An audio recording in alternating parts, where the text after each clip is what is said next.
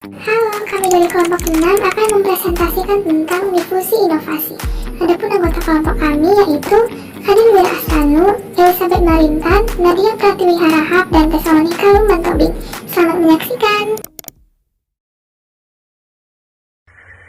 Baik, kali ini saya akan menyampaikan materi terkait pengertian difusi inovasi. Nah, difusi inovasi ini terdiri dari dua pandangan kata, yaitu difusi dan inovasi. Untuk difusi ini merupakan suatu proses ide-ide baru itu dikomunikasikan ke dalam sistem sosial. Sistem sosial ini merupakan suatu membentuk keseluruhan antara individu, kelompok, dan institusi.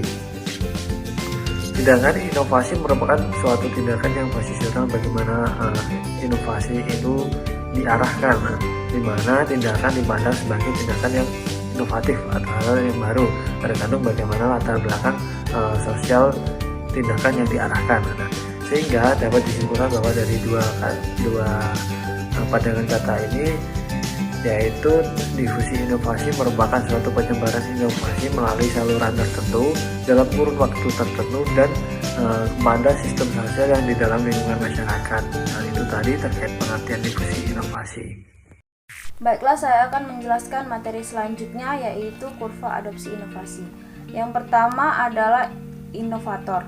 Inovator ialah pengambilan resiko yang memiliki sumber daya dan keinginan untuk mencoba hal-hal baru bahkan jika mereka gagal. Yang kedua ada pengadopsian awal.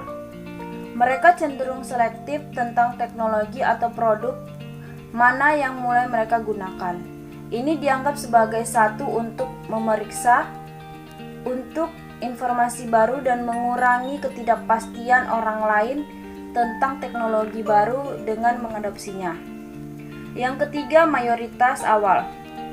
Mayoritas awal ialah mengambil waktu mereka sebelum mengadopsi ide baru.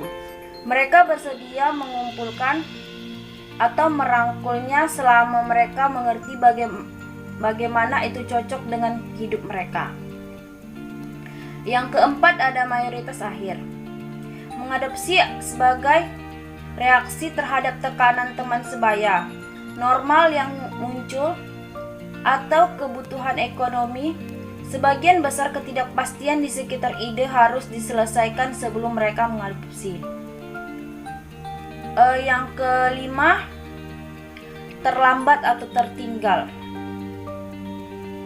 Orang tradisional dan membuat keputusan berdasarkan pengalaman masa lalu. Mereka sering ekonomis dan tidak mengambil resiko pada ide-ide baru. Baiklah, saya akan menjelaskan tentang difusi inovasi pendidikan masyarakat, di mana difusi inovasi pendidikan masyarakat merupakan proses penyebaran atau penerapan ide-ide baru yang ada di dalam lingkup ruang masyarakat. Inovasi sebagai suatu ide, gagasan, praktik, atau objek yang disadari dan diterima sebagai suatu hal yang baru oleh seseorang ataupun kelompok di mana mereka akan mengadopsi inovasi tersebut. Nah, oleh sebab itu, pada dasarnya, inovasi merupakan pemikiran cemerlang yang bercirikan hal baru ataupun berupa praktik-praktik tertentu yang berupa produk dari suatu hasil olah pikir dan olah teknologi yang diterapkan melalui tahapan-tahapan tertentu. Dalam bidang pendidikan masyarakat, banyak usaha yang telah dilakukan untuk kegiatan yang sifatnya pembaruan ataupun inovasi pendidikan. Inovasi yang terjadi dalam bidang pendidikan masyarakat tersebut antara lain dalam hal manajemen pendidikan, metodologi pengajaran, media, sumber belajar, penelitian pendidik, implementasi kurikulum, dan sebagainya. Sebelumnya perkenalkan, nama saya Nadia Pratiwi Harahap, dan di sini saya akan menjelaskan mengenai contoh kasus dari difusi inovasi. Nah, contoh kasus dari difusi inovasi yaitu adanya suatu penerapan ide baru yang bertujuan untuk kepentingan masyarakat, yang dimana contohnya itu seperti adanya suatu masyarakat atau inovator yang mempunyai ide dalam mengembangkan suatu produk baru dalam masyarakat melalui suatu penerapan teknologi. Nah, yang dimana sebagian besar masyarakat yang ada di dalam suatu wilayah tersebut ada yang menjadi pengadopsi awal suatu inovasi baru.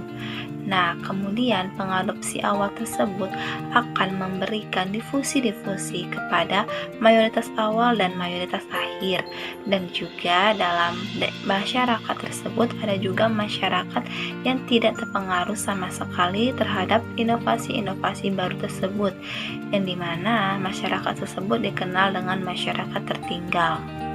Kemudian contoh dan gambaran atau mekanisme kerja implementasi inovasi pada pendidikan non-formal, yaitu yang pertama program pendidikan desa vokasi, yang kedua pendidikan jarak jauh, dan yang ketiga yaitu parenting atau pendidikan ke orang tua. Demikianlah hasil presentasi kami. Terima kasih.